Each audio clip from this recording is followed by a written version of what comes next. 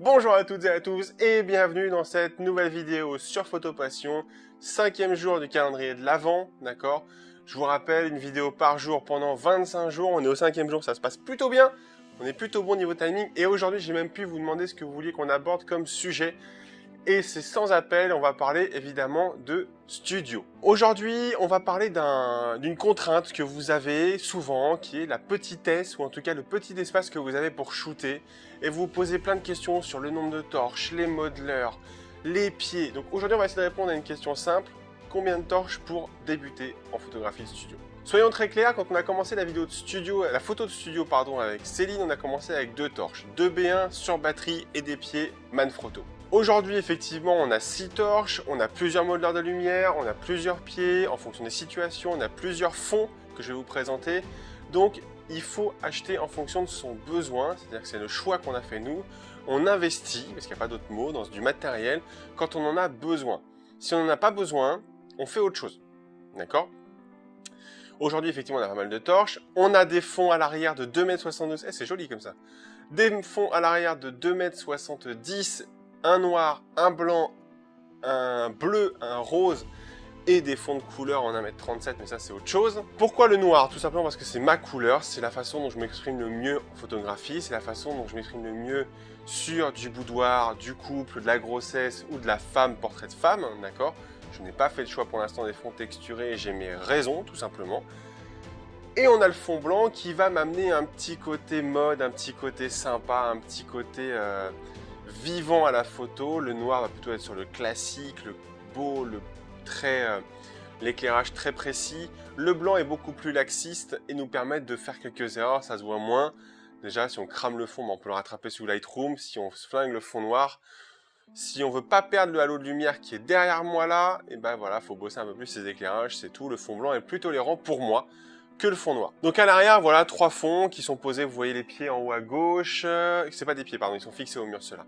3 fonds, et quand on a des très grandes familles, je vous rappelle, dépasser 15 personnes au studio, on sort le très grand fond, c'est pareil, on a du 3,60 m en fond de studio, que cette fois on vient mettre sur des pieds complémentaires, parce qu'on n'a pas envie de faire de nouveaux trous dans le studio. Donc on va mettre sur des pieds complémentaires qui vont nous permettre d'avoir des grands fonds blancs ou des grands fonds noirs pour coller jusqu'à 24 ou 25 personnes, dernière nouvelle, notre corps au studio. Ensuite, côté matériel, c'est très simple, on peut très bien commencer avec 2 torches. Je suis dans là, pour faire cette vidéo, je prends, allez, 3 mètres par 3, donc ça me fait du 9 mètres carrés. 9 mètres carrés, c'est une pièce confortable pour faire du shooting, il ne faut pas trop se prendre la tête aussi là-dessus. 9 mètres carrés, vous pouvez bosser, vous pouvez travailler en 50 mm, vous collez un peu au fond du mur. Je vous rappelle, on n'utilise pas le 24, on n'utilise pas le 35, ça c'est une erreur de photographe. On va favoriser le 50, 70, 100, 200. D'accord, mais quand on a une petite pièce, on va favoriser le 50 ou le 85 en fonction de ce qu'on veut faire. 2 torches, pourquoi 2 torches? Une lumière principale, une lumière secondaire. La lumière principale va venir remplir mon image, la lumière secondaire va me servir à travailler mon image.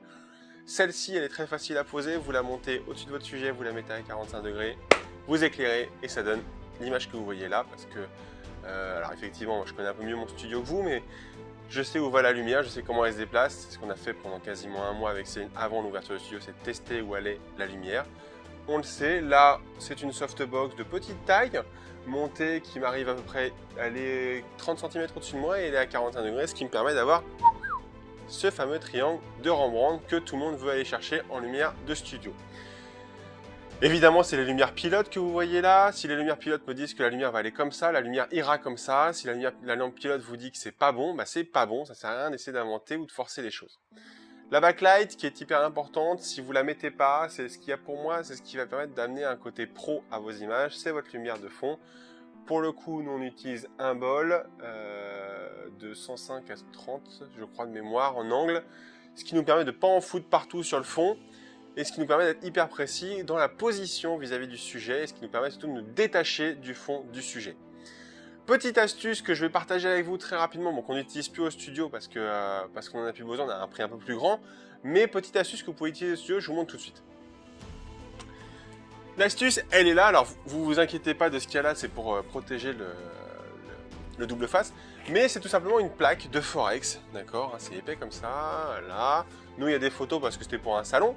Et qu'on va pouvoir utiliser tout simplement pour renvoyer un peu de lumière. Regardez bien, là je vais rester comme ça. Hop. Si je la rapproche, et bien évidemment... Alors si je la rapproche là, vous allez me dire, mais Guillaume, on peut faire de portrait. On peut très bien faire un portrait juste avec mon visage, sans faire d'identité, d'accord? On vient de tenir avec une petite pince là sur les pieds, ça fonctionne très bien. Donc plus je vais être près, plus je vais en avoir, plus je vais être loin, moins je vais en avoir. Et c'est ça qui va pouvoir vous ramener une troisième source de lumière sans trop se prendre la tête. Une plaque en polystyrène, ça vaut 2 € chez Leroy Merlin et ça fonctionne très bien. Ce sujet vidéo, il m'a passionné parce que je suis hyper content de vous filer des techniques sur la lumière de studio. Pour nous, c'est notre outil de travail aujourd'hui. Nous avons un super outil, nous le savons très bien, mais on n'a pas commencé comme ça. On a commencé dans des petites pièces, comme tout le monde, à galérer parce que ça allait partout la lumière. Donc n'hésitez pas à tester. Moi, je pourrais vous présenter Bertha la prochaine fois si vous choisissez le numéro de studio. Enfin, le numéro. Si vous choisissez de faire un petit tuto sur la photo studio, je vous présenterai Bertha, qui est la personne sur laquelle on s'est entraîné, Céline et moi, pour savoir où allait la lumière dans notre studio. Et aujourd'hui, on ne pourrait pas s'en passer parce que sans elle, eh ben, c'est grâce à elle qu'on a réussi à progresser. Et c'est grâce à elle qu'aujourd'hui, on peut faire des photos de grossesse, d'adultes, de famille, et je vous présenterai Bertrand la prochaine fois si vous le souhaitez. En attendant, n'hésitez pas à laisser un pouce bleu dans cette vidéo, je trouve que ça manque de pouces bleus, donc vous en laissez. Je vous dis à très bientôt, ça m'a fait hyper plaisir, je commence vraiment à prendre du plaisir à faire ce projet, je vous cache pas qu'au début c'était un défi, et là aujourd'hui, si je le fais pas, ça me manque un peu. En plus, il est plus tôt, on est avant 14 h, donc la vidéo sera disponible plus tôt que d'habitude. Merci à tous, à très bientôt, demain, même heure, même chaîne, même endroit, sur mon studio. Et je vous reposerai la question demain matin de savoir si vous voulez plutôt qu'on parle d'un sujet, par exemple réflexe ou studio. Allez, ciao, ciao.